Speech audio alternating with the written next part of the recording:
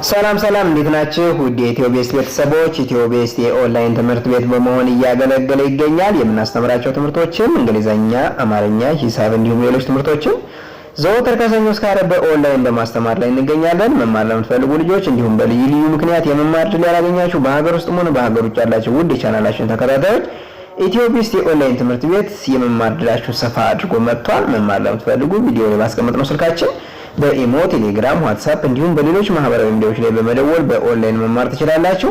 እንግዲህ ኢትዮቤስት የኦንላይን ትምህርት ቤት ጊዜና ቦታ ሳይገድበው በማንኛውም ቦታ ሆናችሁ ማንኛውንም የትምህርት አይነት በማንኛውም ሰዓት የምትከታተሉበት የኦንላይን የትምህርት ፕሮግራም ነው። ስለዚህ ምርጫችሁን ኢትዮቤስት አድርጉ እያለን ቪዲዮአችንም ላይክ፣ ሼር እንዲሁም ሰብስክራይብ በማድረግ ዘወትር የምንለቃቸው ቪዲዮዎች እንዲደርሷችሁና ቤተሰብ እንድትሆኑ ስንል እናሳስባለን።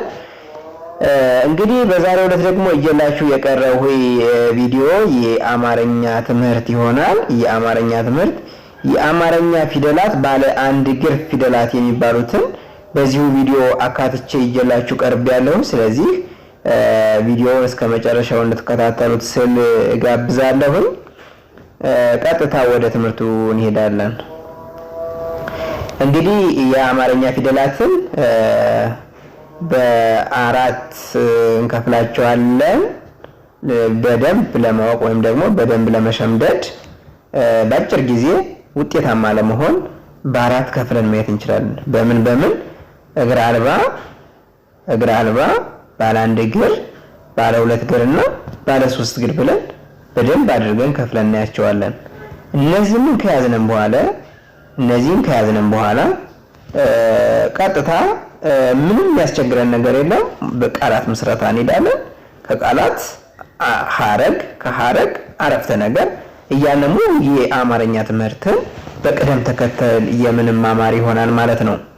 ስለዚህ በዛሬው ዕለት ባለ አንድ እግር የአማርኛ ፊደላት የሚባሉትን በዚሁ ቪዲዮ ተካተዋል። እስኪ እንያቸው።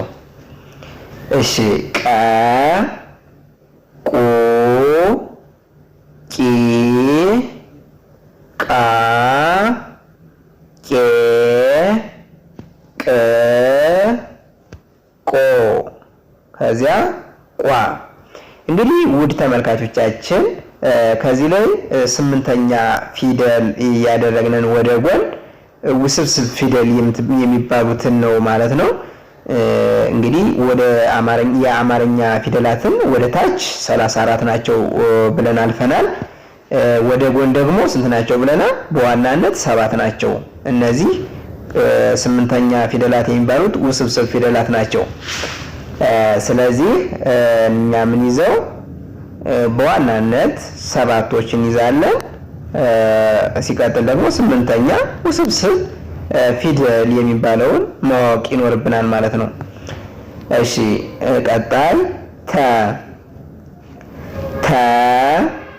ቱ፣ ቲ፣ ታ፣ ቴ፣ ት፣ ቶ፣ ከዛ ቷ።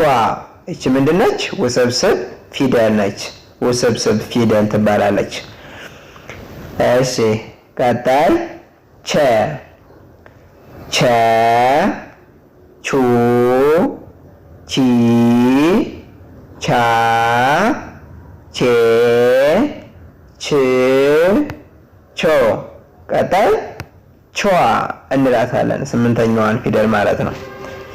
እሺ፣ ከዛ የ፣ ዩ፣ ይ፣ ያ፣ የ፣ ይ፣ ዮ። እዚህ ጋር ስምንተኛ ፊደል ወይም ደግሞ ውስብስብ ፊደል የሚባል የላትም ማለት ነው። ስለዚህ ነው ያላስቀመጥኩላችሁ ተመልካቾቼ። እሺ፣ እንግዲህ ከዚህ ላይ እንዳየነው አሁን እዚህ ላይ በደንብ አድርገን የመሸምደድ ስልት ማወቅ ይኖርብናል። ስለዚህ አሁን ምሳሌ ከዚህ ላይ መጀመሪያ ላይ የሚጻፉት ባለ አንድ እግር ፊደላት ምን ልዩነት አለው ወይም ደግሞ ምን ያክል የተለየ ልዩነት አለው ወይም ምን ያክል ቅርበት አለው ከሁለተኛው ላይ የሚለውን በደንብ አድርገን ከዚሁ ላይ ማወቅ እንችላለን ማለት ነው። አሁን እዚህ ላይ በቃ ከቀ እስከ የ ያሉት አሁን ስናያቸው ተመሳሳይ ቅርጽ ወይም ደግሞ ተመሳሳይ አረባብ ነው ያላቸው። ተመሳሳይ የአረባብ ዘዴ ያላቸው። ሁለተኛ ላይ ያሉትም ተመልከቱ። ታች ላይ ቅጥል ወይም ደግሞ ቅጥያ ነገር ብቻ ነው ያላቸው ሁሉም ማለት ነው። ሶስተኛ ላይ ስናያቸው ደግሞ ከታች ወደ ቀኝ ሸፈፍ ያሉ ከማን በስተቀር ከየ በስተቀር የተለየች ነች። እንግዲህ ምንም የዚህን ያክል ልዩነት አላት ባንልም ትንሽ ልዩነት አላት። ሌሎች ግን አንድ አይነት ናቸው። ከታች ሸፈፍ ብለዋል ወደ ቀኝ። እሺ ቀጣይ እንግዲህ ማን እንመለከታለን? ነን እንመለከታለን። ነን ነ ኑ ኒ ና ኔ ን ኖ። ከዚያ ስምንተኛ ማለች? ኗ። ይቺ ምንድነች? ውስብስብ ፊደል በሚል እንግዲህ በባለፈ በሌላ ቪዲዮ አስቀምጬላችኋለሁ። ውስብስብ ፊደል ትባላለች።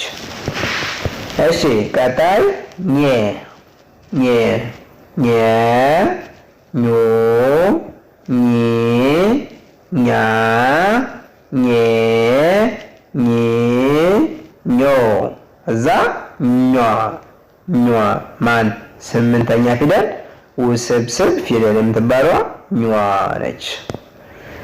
ቀጣይ ገ ገ ጉ ጊ ጋ ጌ ግ ጎ።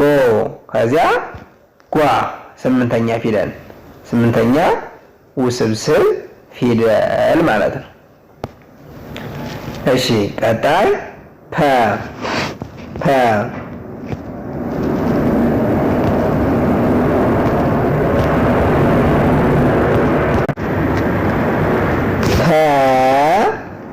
ፑ ፒ ፓ ፔ ፕ ፖ።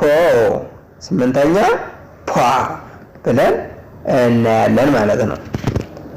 እሺ ከዛ ብዙሃን ውሃ እንሄድና ሀ ሁ ሂ ሃ ሄ ህ ሆ። ከዚያ ኋ እንላለን። እንግዲህ ተመልካቾቻችን እዚህ ላይ እንደምትመለከቱት እቺ ብዙሃን ውሃ ናት። እንግዲህ የሃ ሞክሸ ፊደላት የሚባሉት ውስጥ የምትመደብ ነች። እንግዲህ ሀሌታ ውሃ አለ፣ ሐመር ውሃ። እዛ ይቺ ደግሞ ብዙሃኑ ሃ ትባላለች። እንግዲህ የሃ ዘርፎች ወይም ደግሞ የሃ ሞክሸ ፊደላቶች ሀሌታ ውሃ እግር አልባ ብለን እንመድባታለን። ሐመር ውሃ ባለ 3 እግር ብለን እንመድባታለን። በሌላ ቪዲዮ የምናየው ይሆናል። እንግዲህ ባለ 2 እግር፣ ባለ 3 እግር እንዲሁም እግር አልባ በሚለው በሌላ ቪዲዮ እሰራላችኋለሁ ማለት ነው። እንግዲህ እዚህ ላይ የመጣችው ብዙሃን ውሃ ምን ስለሆነች ነው? ባለ 1 እግር ፊደል ስለሆነች ነው።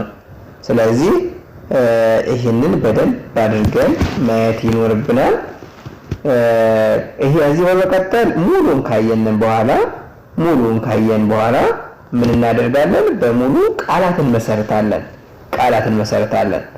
ስለዚህ እናንተ ቪዲዮውን በማስቆም እንደገና ደጋግማችሁ በማየት እንዲሁም ደግሞ ቪዲዮ ላይ ያለውን ፊደላት በወረቀት ላይ በማስፈር መለማመድ ይኖርባችኋል ማለት ነው።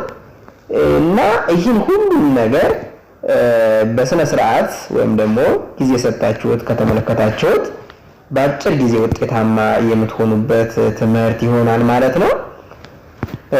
ስለዚህ እንግዲህ የዛሬውን ትምህርት ከዚሁ ላይ አጠናቅቃለሁ። በሌላ ቪዲዮ እስከምንገናኝ መልካም ጊዜ እላችኋለሁ።